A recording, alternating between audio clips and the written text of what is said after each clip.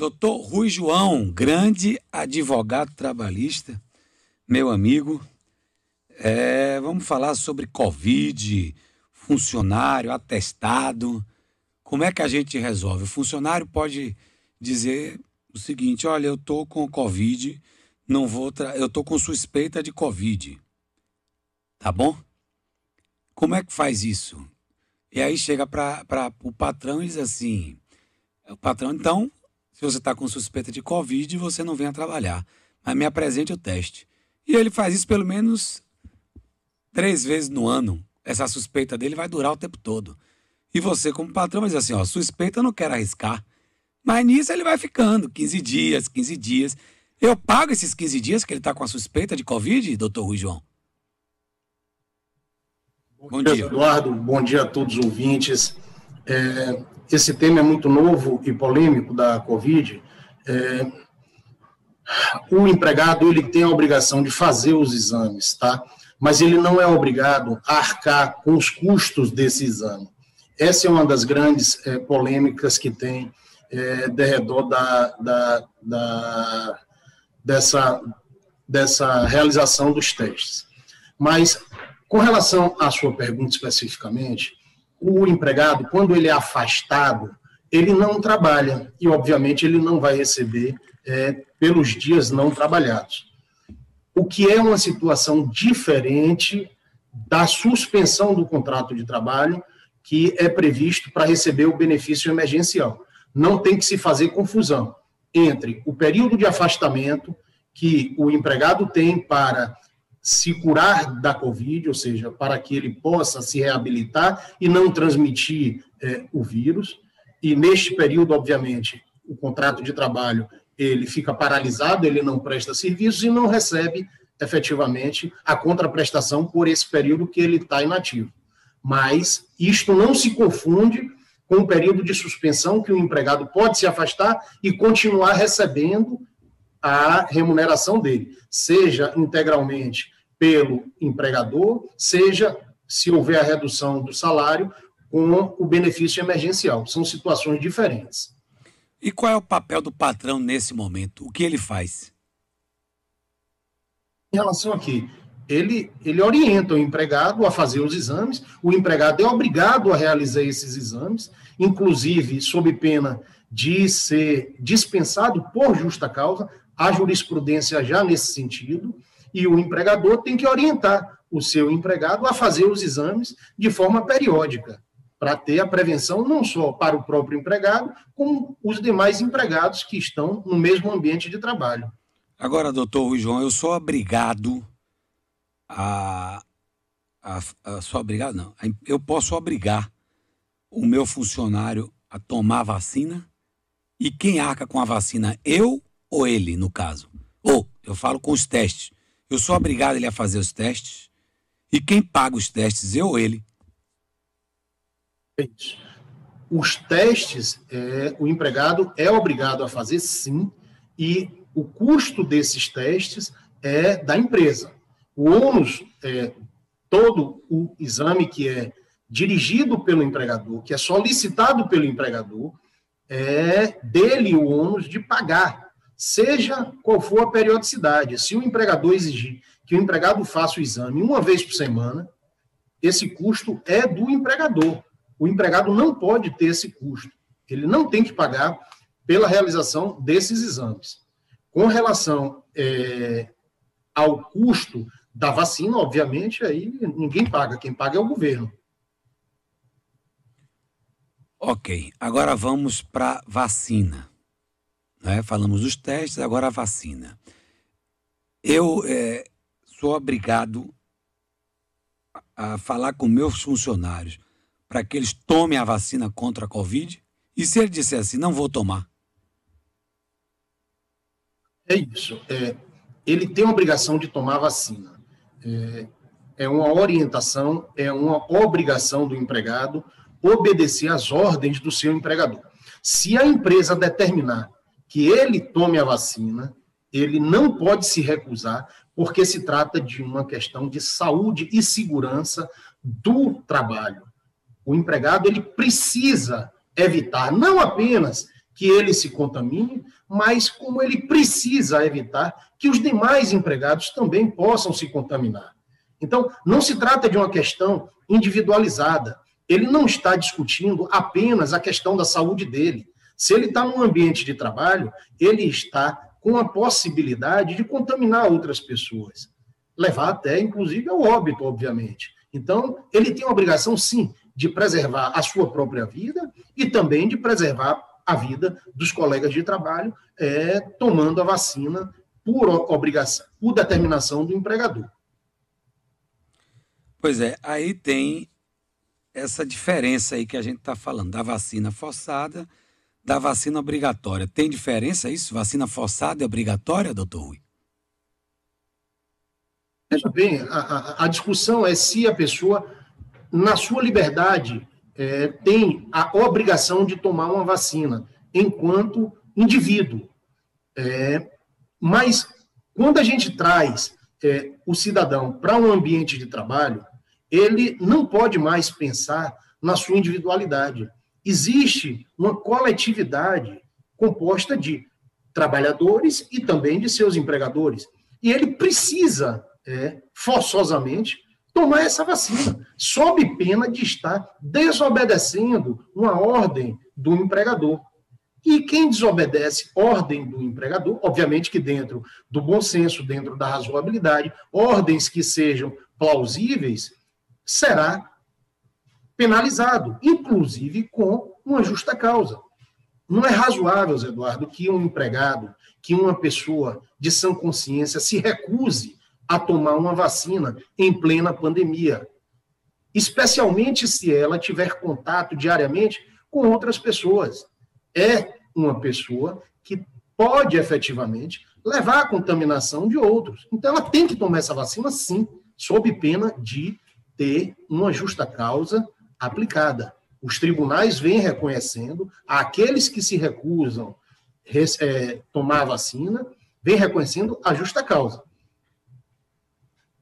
Bom, nesse caso, vamos lá, Maria pegou o Covid, né? Maria pegou o Covid e, nesse caso, Maria está com Covid e vai ficar aí cerca de 20 dias, Maria de Covid. Correto. Durante esse período, o patrão paga a Maria normal, o salário dela normal, não muda nada, desconta-se alguma coisa? Não, ela, nesse período de Covid, o contrato de trabalho, ele está paralisado. Ela não está prestando nenhum tipo de atividade. Não tem contraprestação para este período. Não paga ela? Não pode se confundir. Não paga. Não paga? No período que ela... Veja só, Zé, no período que ela está afastada por doença, até o 15º dia, ela vai ter que receber o salário do empregador. Se, após o 15º dia, ela se afastar definitivamente, quem vai pagar é o INSS. Este período anterior, ela vai receber um atestado médico que vai suspender as condições de trabalho, vai suspender o contrato de trabalho dela. Porque tem muito caso aí que eu já vi ser encostado, né? Pessoas ficam, então, rapidamente ela sai da empresa e fica sendo paga pelo INSS. E retorna à empresa na sequência, doutor Rui João? Importante esclarecer isso. É importante, porque Covid, você passa... são quantos dias? São 15. Você teve, doutor Rui? Eu tive, a família toda teve. São 15 dias, né? E graças a Deus passamos assintomáticos, né? São 15 dias de Covid. Sim, a recomendação é até o 10º dia, e se não houver nenhum sinal nos últimos 3 dias, você pode ser liberado. Pelo menos foi assim que nós fomos instruídos. Se houver algum sintoma nesses últimos 3 dias, você estende até o 15º dia.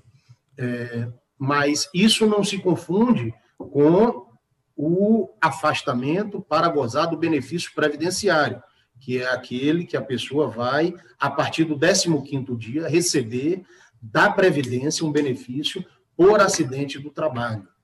Uma doença chamada doença ocupacional. Se essa Covid for adquirida no ambiente de trabalho, e se provar isso, e o INSS reconhecer como doença equiparada a acidente de trabalho, ele vai receber o benefício da Previdência, que não é o benefício emergencial. São coisas distintas. Certo, aqui tem uma pergunta. Ó. Em São Paulo, uma funcionária tomou uma justa causa porque se negou a tomar a vacina. Salvo engano, isso no hospital ou clínica. A funcionária recorreu e perdeu no Supremo também. Exatamente o que eu estava te falando. Essa é uma tendência no Brasil todo, nos tribunais superiores, de aplicar e reconhecer a justa causa. O empregado ele não pode se recusar a tomar uma vacina. É o único caminho para se evitar a contaminação pelo vírus.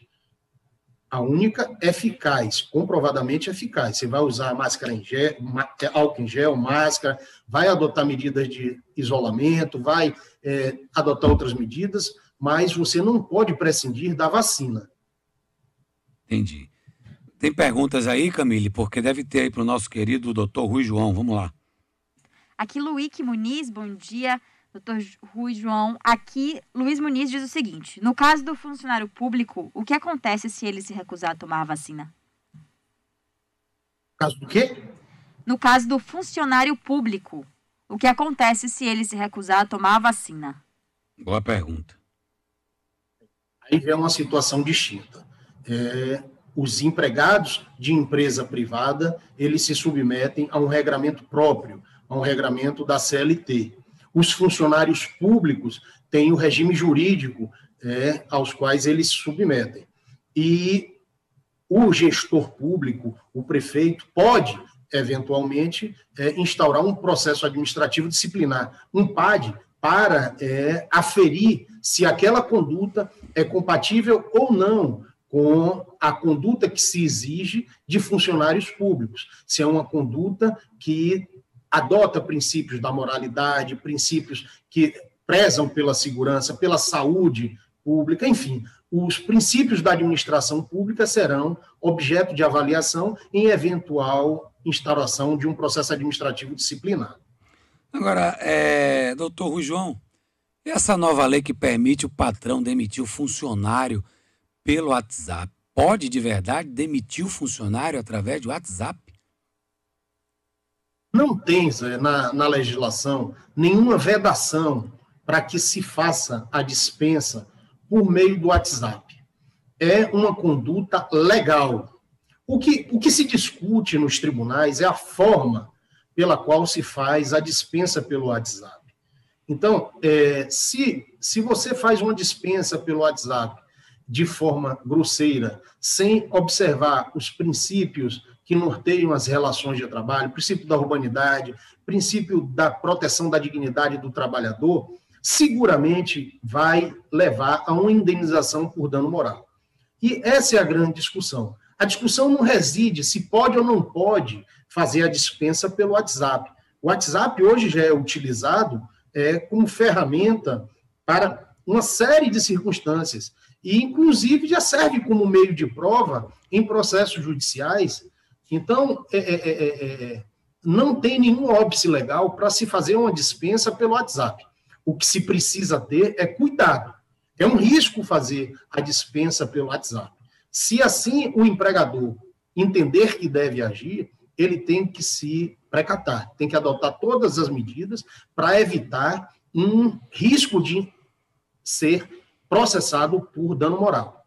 Porque esse é o X da questão. Você não ofender o trabalhador. Não mandar uma simples mensagem, bom dia, você está dispensado, compareça na empresa para receber suas parcelas rescisórias. Não é assim.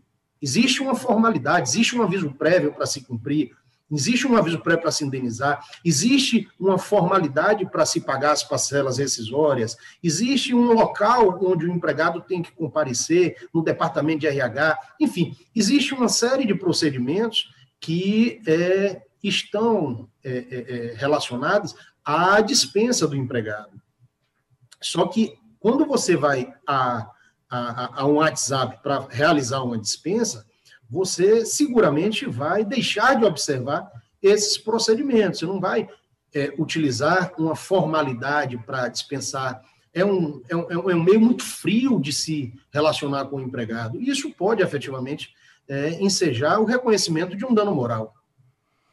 Aqui é doutor Rui João, advogado trabalhista. Camille Martinho. Zé, um outro ouvinte aqui, chamado Juarez Miranda, pergunta aqui para Rui. Trabalhei em uma empresa nos anos de 80 a 95. A empresa faliu há muitos anos e o tempo que eu trabalhei nela não consta nada no INSS. É como se a empresa nunca tivesse existido. Como faço para o INSS considerar esse tempo de trabalho? Ele precisa ajuizar uma ação na Justiça do Trabalho para que se reconheça esse período que ele trabalhou e o INSS leve a registro esse período. Ele tem que colher provas, depoimentos, testemunhas, e o juiz vai, por meio de uma sentença, reconhecer esse período e encaminhar para o INSS fazer os registros e levar em consideração esse tempo para a aposentadoria dele. Outra pergunta aqui. Tem mais pergunta aí, tem mais pergunta. Vamos lá. Mari diz aqui, bom dia, Zé. A patroa da minha amiga suspendeu o contrato dela e não falou nada. Ela ficou trabalhando normalmente, descobriu um mês depois. E mesmo recebendo do governo, a patroa obrigou ela a ir uma vez por semana sem ganhar nada. O que ela pode fazer em relação a isso? Aí a gente vê aquela fraude, né? A pessoa informa ao governo que houve a suspensão do contrato de trabalho, o governo paga o benefício emergencial e o empregador se exime da obrigação de pagar a remuneração, o salário da empregada. Isso é uma fraude que tem repercussão, obviamente, e se essa empregada for buscar a Justiça do Trabalho, vai se reconhecer essa fraude e seguramente essa empregadora vai ser obrigada a pagar o salário da empregada. Quem paga mal, paga duas vezes. Aquela folha de ponto, doutor, funciona para demissão? Funciona para acompanhar a presença e a ausência do funcionário em casa? Ou no trabalho? Funciona. O problema é que nas questões domésticas dos empregados de casa, geralmente as pessoas usam as folhas para fazer um registro chamado britânico. Geralmente a pessoa pega a folha de ponto e bota lá 8 às 12, 14 às 18, e 8 às 12, 14 às 18, todo santo dia. E esse expediente, ele já foi afastado pela Justiça. Não se dá validade jurídica a esse tipo de marcação. O livro, ele tem que registrar o horário real, a hora que a pessoa chega na sua residência, a hora que ela para almoçar, a hora que ela volta do almoço e a hora que ela vai para casa. Se ela dormir na residência, tem que registrar também o horário que ela para de trabalhar para ir dormir, o horário que ela acorda e começa a trabalhar. A folha de ponto, ela tem que registrar os horários reais de trabalho para se poder quantificar o tempo que a pessoa passou trabalhando, o que é muito difícil nas residências, pelo grau de confiança, pelas relações entre patrão e empregados domésticos. É muito difícil você encontrar essas folhas corretamente preenchidas. Doutor Rui, como é que está a lentidão ou não da Justiça do Trabalho? Melhorou muito? Como é que ficou isso? Esse período de pandemia, o Brasil todo, não só a Justiça do Trabalho, como a Justiça Comum, a Justiça Federal, os juizados, infelizmente, a advocacia sofreu bastante, a sociedade civil também, porque não se tem contato com os servidores, não se tem o acesso efetivo à prestação jurisdicional. A Justiça disponibiliza e-mails, disponibiliza telefone, mas efetivamente é muito precário o serviço que foi prestado pelo Judiciário como um todo. E isso daí não é uma questão de dizer, é justiça do trabalho, ou é justiça comum, ou é juizado. Não, é um senso comum de todo o judiciário, essa paralisação e essa dificuldade que assolou todo o mercado jurídico. Toda a advocacia, todos que vivem do judiciário sentiram os efeitos da pandemia. O retorno está previsto, presencial, se eu não me engano, agora é 16 de agosto, vai retornar o atendimento presencial e seguramente vai melhorar. Ok, doutor Rui, um abraço para a família, parabéns aí pelo trabalho que você tem feito e em breve voltará. Um grande abraço, Zé Eduardo, todos os ouvintes da Metrópole, Camille, e sempre conte comigo para o que precisar e quando precisar. Eu sei Um disso. forte abraço, irmão. Forte abraço, meu amigo.